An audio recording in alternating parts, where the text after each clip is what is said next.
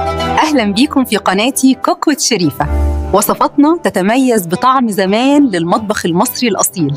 النهاردة هنقدم طريقة سهلة ولذيذة للبتنجان بدون قلة، مع اللحمة المفرومة والجبنة الموتزاريلا والبقدونس والزعتر.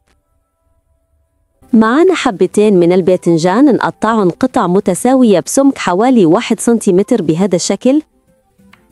حنحتاج ربع كوب من زيت الزيتون مع الملح والفلفل والثوم الباودر والبابريكا والزعتر، ونقلب الخليط جيداً.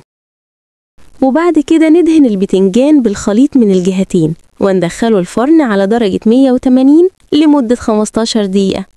نحط طاسة على النار ونضيف ربع كوباية زيت زيتون مع بصلة كبيرة متقطعة مكعبات وقطع طماطم صغيرة وفلفل أحمر والثوم المبشور. وبعد كده نضيف اللحم المفرومة.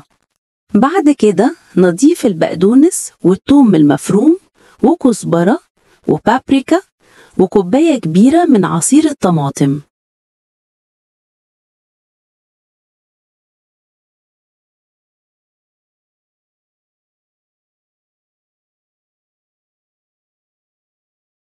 بعد كده هنضيف اللحمة المفرومة فوق البتنجان وعليها الجبنة الموتزاريلا، ونزود راق من شرايح البتنجان وراق من اللحمة المفرومة، وعلى الوش نحط الطبقة الأخيرة من الجبنة الموتزاريلا ونرش عليها الزعتر، وندخل الصاج الفرن لمدة 15 دقيقة على درجة 180 ونقدمه بالهنا والعافية.